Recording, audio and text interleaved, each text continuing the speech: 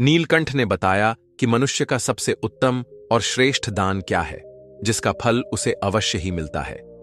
कहानी बहुत ही ज्ञानवर्धक और जीवन का मार्गदर्शन करने वाली है, इसलिए कहानी को पूरा अंत तक जरूर सुने।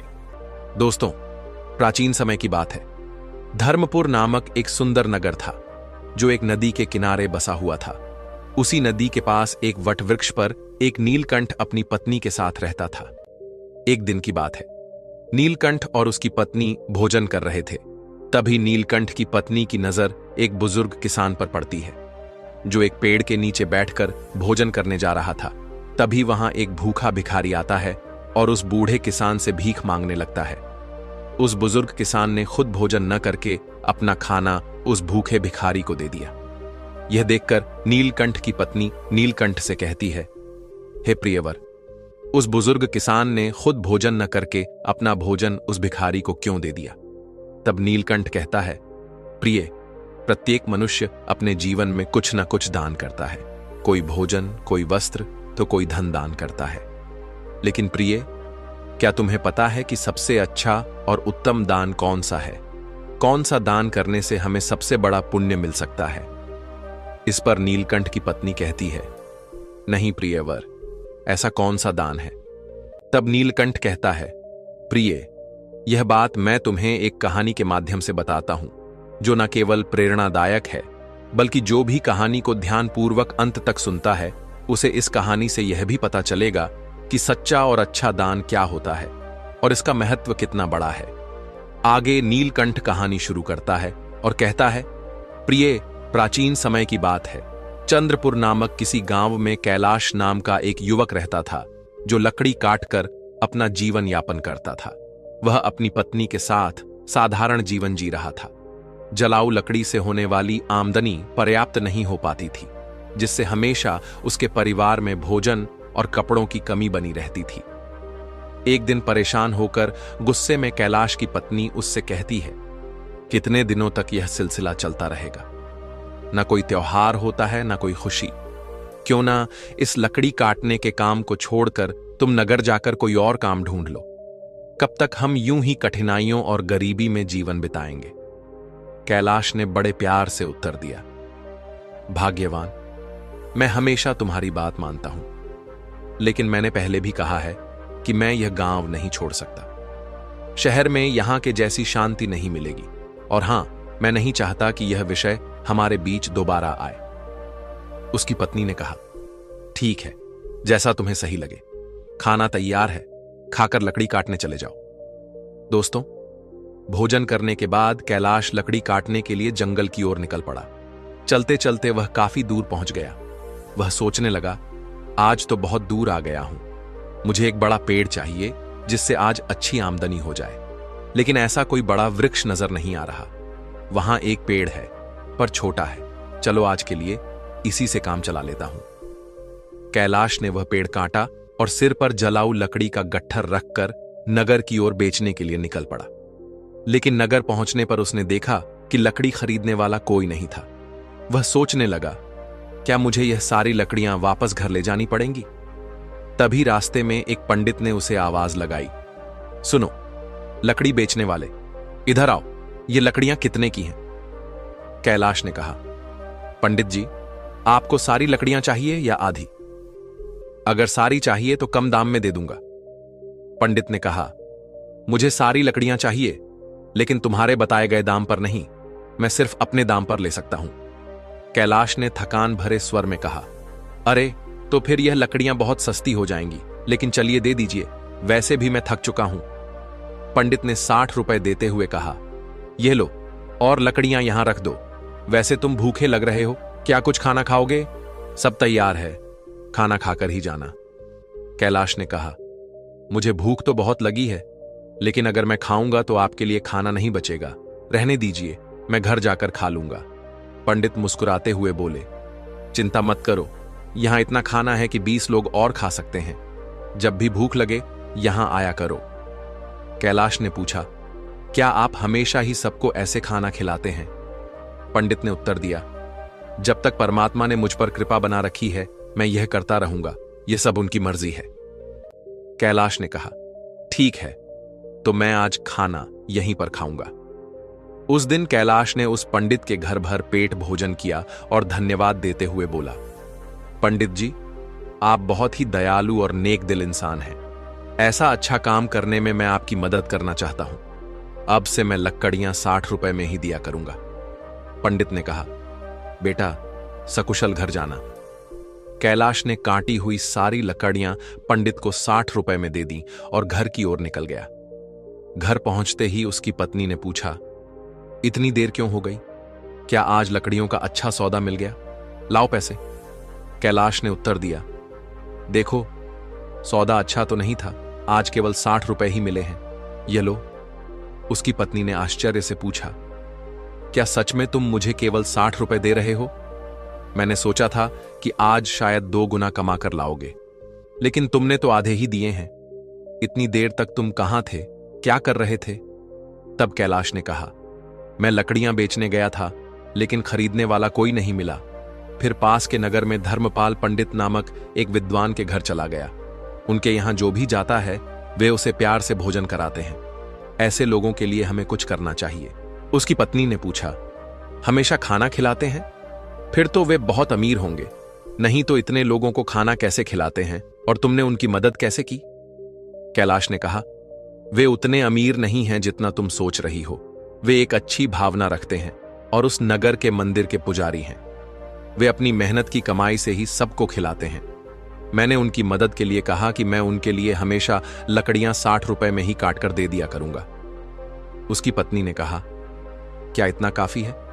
अगर तुम 2 गट्ठर लकड़ी नहीं काट सकते तो हर दिन 60 रुपए में घर कैसे चलेगा? मुझे बताओ। कैलाश ने उत्तर दिया, मैं अपनी हर कोशिश करूंगा और जो भगवान की इच्छा होगी वह होगा। आज मैंने उनके घर खाना खाया है, एक दिन तुम्हें भी वहां ले चलूंगा। इसके बाद कैलाश ने हर दिन जलाऊ लकड़ी काटी और अपने वादे के मुताबिक पंडित को सिर्फ 60 रुपए में ही बेचा। एक दिन पंडित भोजन करने बैठे ही थे कि बाहर से आवाज आई, पंडित महाराज, लकड़ी लेकर आया हूं, यहां आकर लकड़ियां ले लीजिए ताकि मैं जा सकूं। पंडित ने बाहर आकर कहा, कैलाश, मैं तुम्हें 60 रुपए नहीं दे सकता, तुम अपनी लकड़ियां वापस ले जाओ। कैलाश ने कहा, पैसे कल दे देना, लेकिन लकड़ियां यहीं छोड़ूंगा, मुझे बहुत भूख लगी है। क्या आप मुझे भोजन दे सकते हैं? वैसे भी आप सबको खिलाते हैं। पंडित ने मुस्कुराते हुए कहा, क्यों नहीं कैलाश, पहले अपने हाथ पैर धो लो, तब तक मैं भोजन की व्यवस्था करता हूं। पंडित ने घर के अंदर जाकर अपनी पत्नी से यह बात कही। उसकी पत्नी बोली, आपने ऐसा वादा क्यों किया? हमारे घर में खाने के लिए कुछ भी नहीं बचा है, सिवाय उस भोजन के जो मैंने अभी आपको परोसा है। पंडित की पत्नी बोली, इस समय हम कैलाश को कैसे खिलाएंगे? सारा खाना खत्म हो चुका है, क्या आपको यह नहीं पता? पंडित बोले, अरे इसमें कौन सी बड़ी बात हो गई? तुमने जो खाना परोसा है वह कैलाश के लिए पर्याप्त है। मैं सोच रहा हूं कि आज उपवास कर लूं। पंडित की पत्नी बोली, मुझे बताओ, तुम ऐसा कितनी बार करोगे? जब हमारे पास खुद के लिए भी पर्याप्त नहीं है तो दूसरों के लिए इतना सब क्यों करते हो? यह सब कहां से आएगा? पंडित बोले, ईश्वर सब कुछ देते हैं, पहले कैलाश को भोजन परोस दो। मित्रों, पंडित ऐसे ही लोगों को भोजन कराते थे, भले ही उनके पास स्वयं के लिए भी कुछ ना हो। एक दिन कैलाश लकड़ी काटने जंगल गया। उसने सोचा, जंगल के किनारे के सारे सूखे पेड़ तो मैं पहले ही काट चुका हूं, अब जो बचे हैं वे सब हरे पेड़ हैं। जंगल के अंदर जाना थोड़ा मुश्किल लग रहा है, मैं इससे पहले कभी इतना अंदर नहीं गया। यहां जंगली जानवर भी हो सकते हैं, अगर मुझे कुछ हो गया तो क्या होगा? यह सोचकर वह जंगल के भीतर डरते डरते चला गया। वह काफी दूर निकल गया, लेकिन कोई उपयुक्त पेड़ नहीं मिला। अचानक उसे एक बड़ा पेड़ दिखा। उसने सोचा, यह शाखा तो काफी मजबूत है, इसे काटूं तो 3 गट्ठर लकड़ी बन जाएंगे। पहले ही बहुत देर हो चुकी है। यह सोचकर कैलाश उस पेड़ पर चढ़ गया। वह उसी शाखा पर बैठ गया और उसी को काटने लगा। शाखा बहुत बड़ी थी, इसलिए कटने के बाद वह बगल के पेड़ और एक छोटे टीले के पास गिर गई। तभी अचानक वहां एक साधु प्रकट हुए और बोले, मेरी तपस्या किसने भंग की? लगता है यह तुम ही थे। साधु क्रोध से भर गए और बोले, मैं तुम्हें श्राप देता हूं कि तुम कुत्ते बन जाओगे। कैलाश घबरा गया और बोला, महाराज, मुझे माफ कर दीजिए, मुझे नहीं पता था कि आप यहां तपस्या कर रहे हैं। साधु बोले, मैं यहां वर्षों से तपस्या कर रहा हूं। तुमने मेरी तपस्या तोड़ी है, इसलिए तुम इस पाप के भागीदार हो। कैलाश ने विनती की, महाराज, मैं रोज लकड़ियां काटने आता हूं और उन्हें बेचकर अपनी आजीविका चलाता हूं। मैंने जानबूझकर ऐसा नहीं किया। कृपया इस श्राप को वापस ले लीजिए। यह सुनकर साधु का गुस्सा थोड़ा शांत हुआ। तब वे कैलाश से बोले, मैंने जो श्राप तुम्हें दिया है, इसे वापस लेना संभव नहीं है, लेकिन एक उपाय है जिससे तुम इस श्राप से मुक्त हो सकते हो। कैलाश ने पूछा, कृपया मुझे उपाय बताइए महाराज, मैं इस श्राप से कैसे मुक्त हो सकता हूं? साधु बोले, तुम ऐसे 2 लोगों को ढूंढो जो सबसे अच्छा दान करते हो। उनके भोजन के बाद बचा हुआ एक भी दाना खा लेने से तुम्हारे श्राप का असर धीरे धीरे समाप्त होने लगेगा। जब तुम पूरी तरह सफेद हो जाओगे, तब इस श्राप से मुक्त हो जाओगे। कैलाश ने रोते हुए कहा, महाराज, मैं अपनी पत्नी का सहारा हूं। लकड़ियां बेचकर जो पैसे लाता हूं, उससे हमारा गुजारा होता है। अब मैं कुत्ता बन गया हूं, तो मेरा अब क्या होगा? साधु बोले, चिंता मत करो, ईश्वर मदद करेंगे। जब तुम्हारा श्राप टूटेगा, तब तुम्हारा जीवन सुखी हो जाएगा, धन धान्य से भरा होगा और तुम्हें हर कष्ट से मुक्ति मिलेगी। यह कहते हुए साधु वहां से चले गए। कैलाश साधु के श्राप के कारण कुत्ते में बदल जाता है। इसके बाद कैलाश श्राप से छुटकारा पाने के लिए यात्रा पर निकल पड़ता है। वह सोचने लगता है, जैसा साधु ने कहा, मुझे सबसे अच्छा दान देने वाले कहां मिलेंगे? मेरी समझ में कुछ नहीं आ रहा। हां, पंडित जी, वह बड़े ही उदार और नेक दिल व्यक्ति हैं। अब मैं सबसे पहले उन्हीं के पास जाता हूं। कैलाश कुत्ते के रूप में पंडित के घर पहुंचता है। पंडित अपनी पत्नी से कहते हैं, चलो, अच्छा हुआ, आज मैं बिना किसी बाधा के सभी मेहमानों को भोजन खिला पाया। सच में भगवान की कृपा है। पंडित के भोजन कर लेने के बाद उनकी पत्नी ने बचे हुए भोजन को बाहर फेंक दिया। कैलाश कुत्ते के रूप में वहां पहुंचा और पंडित के बचे हुए भोजन को खा लिया। खाना खाते ही उसका आधा शरीर सफेद हो गया। कैलाश खुशी से कहता है, मुझे पता था कि पंडित जी बहुत ही दयालु व्यक्ति हैं। मुझे आधे श्राप से मुक्ति मिल गई, लेकिन पूरी तरह मुक्त होने के लिए मुझे किसी और को ढूंढना होगा। यह सोचते हुए कैलाश आगे बढ़ता है। वह कहता है, अगर मैं इस श्राप से मुक्त हो गया तो मैं सुख, समृद्धि और शांति के साथ जीवन जीऊंगा। इतना कहकर कैलाश दूसरे व्यक्ति की तलाश में निकल पड़ता है। एक दिन वह मोहन नाम के एक युवक को हल जोतते हुए देखता है। कैलाश कुत्ते के रूप में उसके घर के सामने बैठ जाता है। तभी रामू नाम का एक व्यक्ति वहां से गाय लेकर जाता है। वह कहता है, मोहन बहुत ही नेक इंसान है। वह सिर्फ मुझे ही नहीं, कई और लोगों को भी गाय दान कर रहा है। ऐसे व्यक्ति को आशीर्वाद मिलना चाहिए। कैलाश यह सुनकर सोचता है, वाह, आज मुझे श्राप से मुक्ति मिल जाएगी। मोहन भी पंडित जी के जैसे ही दयालु होंगे। अब देखता हूं वह कब भोजन करते हैं। कैलाश वहां बहुत देर तक इंतजार करता है। मोहन ने जब भोजन किया और पत्तल को बाहर फेंक दिया तो कैलाश तुरंत उस पत्तल पर बचा हुआ खाना खा लेता है। लेकिन यह देखकर वह हैरान रह जाता है। वह कहता है, अरे, मेरे शरीर का रंग नहीं बदला। मोहन ने तो गाय का दान भी किया था, फिर भी यह क्यों नहीं हुआ? मुझे कुछ समझ नहीं आ रहा। थोड़ी देर बाद कैलाश वापस पंडित जी के घर के बाहर आकर बैठ गया। वहां उसने 2 युवकों को बातचीत करते हुए सुना। पहला युवक बोला, अरे भाई, आज मोहन ने फिर गाय का दान दिया। दूसरा युवक बोला, हां, वह चाहे कितना भी बड़ा दानी दिखे, लेकिन हमेशा नगर के बाहर वालों को ही बुलाकर दान करता है।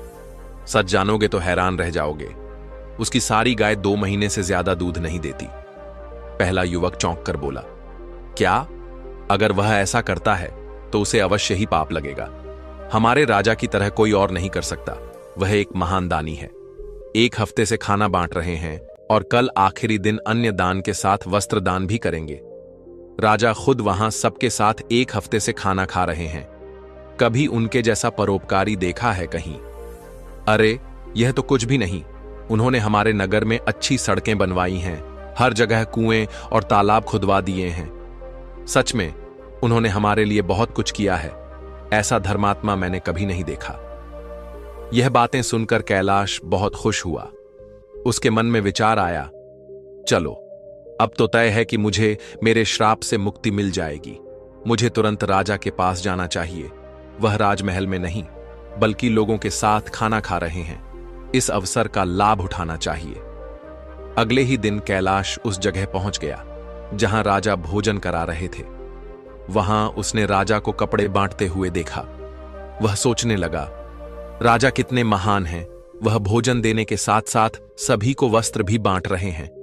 मैं जिन अच्छे लोगों को ढूंढ रहा था, निश्चय ही यह वही व्यक्ति है। मुझे उनके भोजन के बाद इंतजार करना होगा। राजा के भोजन करने के बाद सैनिक उस पत्ते को बाहर फेंक देते हैं जिसमें राजा ने खाना खाया था। यह देखकर कैलाश वहां गया और उस पत्ते में से बचा हुआ खाना खा लिया। लेकिन यह देखकर वह चौंक गया। उसने कहा, अरे यह क्या? इतने महान दानी राजा का भोजन करने के बाद भी मेरा रंग नहीं बदला। यह श्राप तो किसी दूसरी वजह से लग रहा है। मुझे तुरंत उस साधु के पास जाना चाहिए जिन्होंने मुझे यह श्राप दिया। कैलाश उस स्थान पर पहुंचता है जहां साधु मौजूद थे।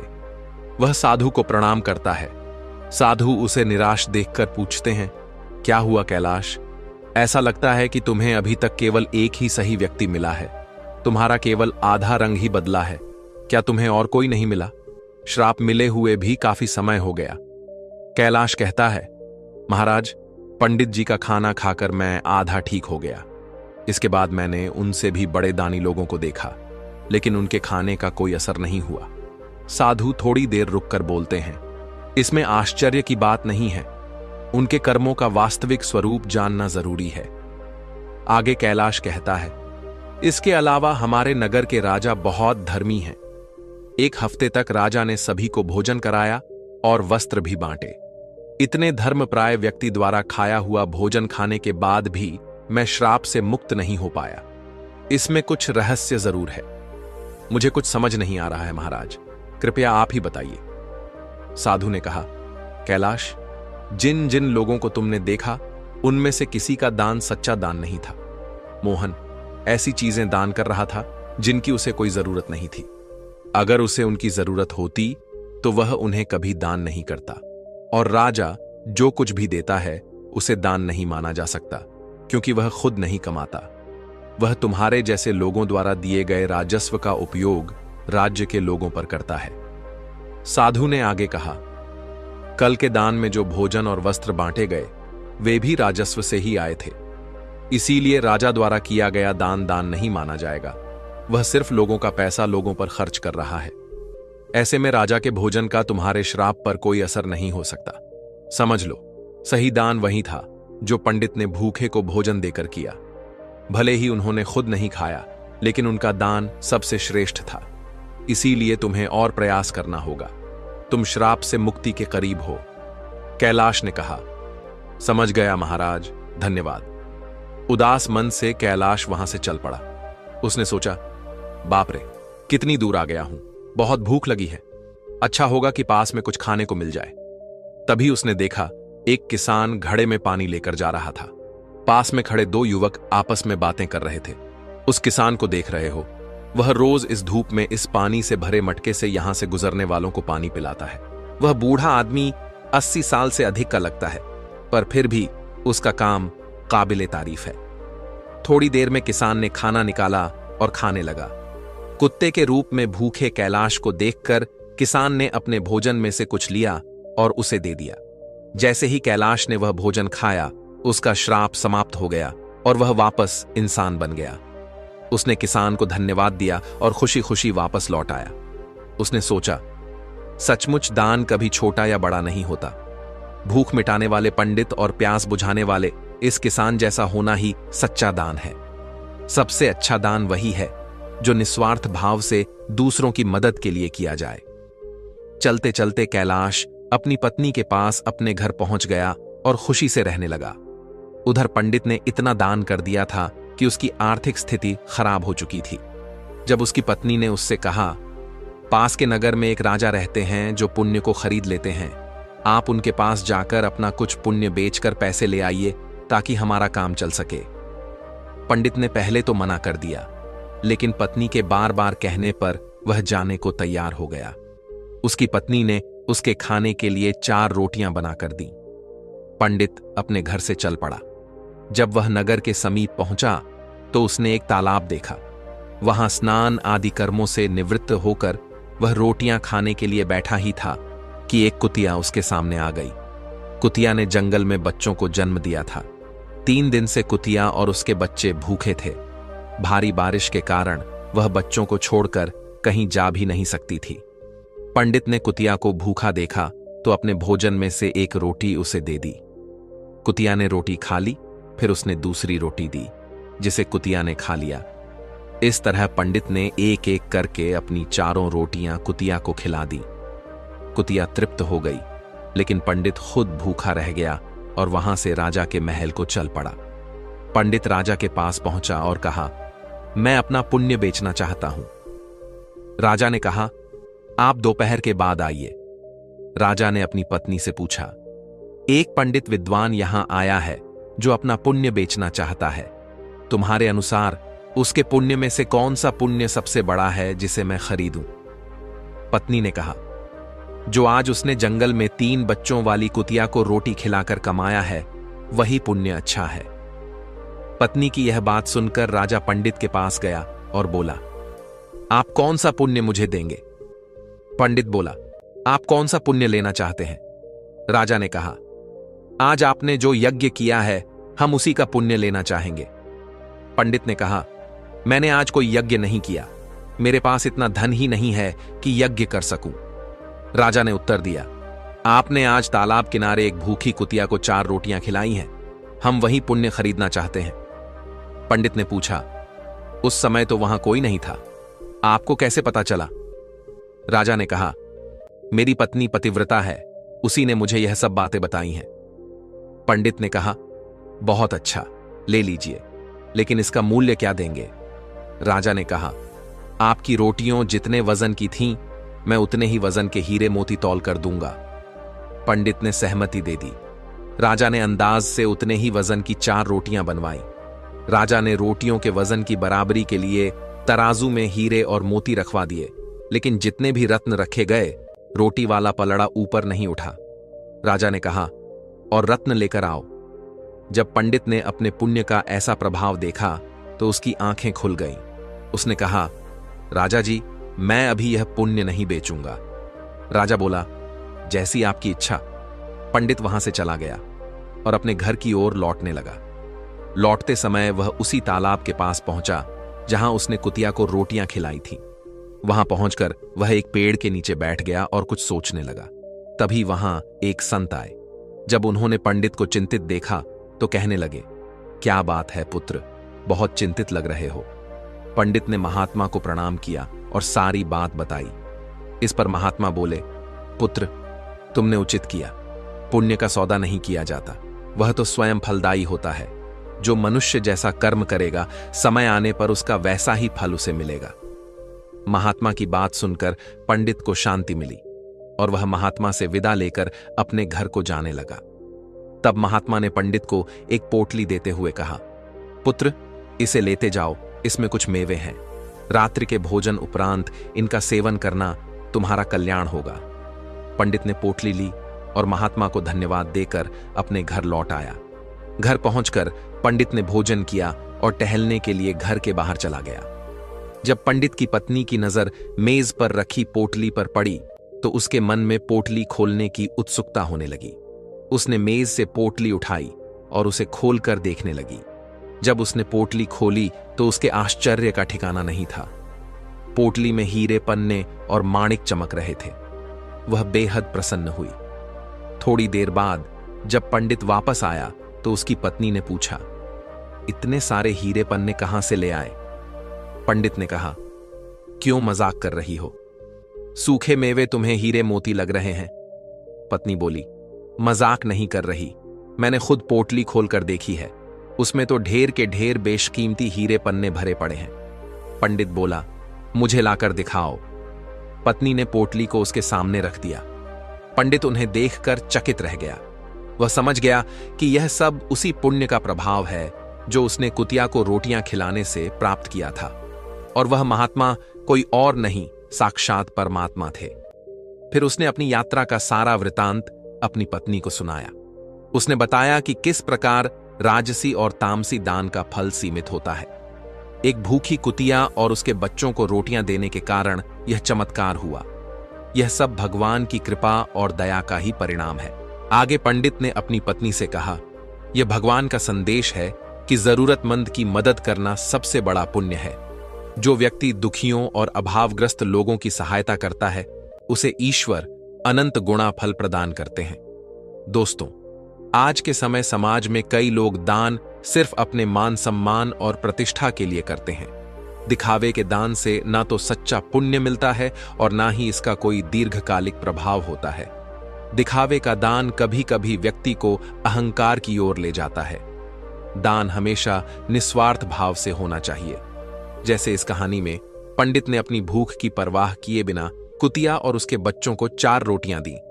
उसने सोचा भी नहीं था कि उसका यह छोटा सा त्याग इतना बड़ा फल देगा। मित्रों, इसी तरह यह कथा हमें यह भी बताती है कि जरूरतमंद की सहायता करने का असली अवसर वही होता है जब वह वास्तव में संकट में हो। आपदा के समय दिया गया थोड़ा सा सहयोग भी अनमोल हो सकता है। यह न केवल जरूरतमंद व्यक्ति के जीवन को बदलता है, बल्कि देने वाले के जीवन में भी सकारात्मक परिवर्तन लाता है। जब कोई व्यक्ति त्याग की भावना से प्रेरित होकर दान करता है, तो उसके अंदर से माया के मोह का अंत हो जाता है। यह त्याग मनुष्य को अहंकार से मुक्त करता है और उसे ईश्वर के समीप ले जाता है। साथियों, इस कहानी का यही संदेश है कि सच्चा पुण्य त्याग और निस्वार्थ सेवा में है। निस्वार्थ भाव से किया गया दान ही सच्चा और उत्तम दान है।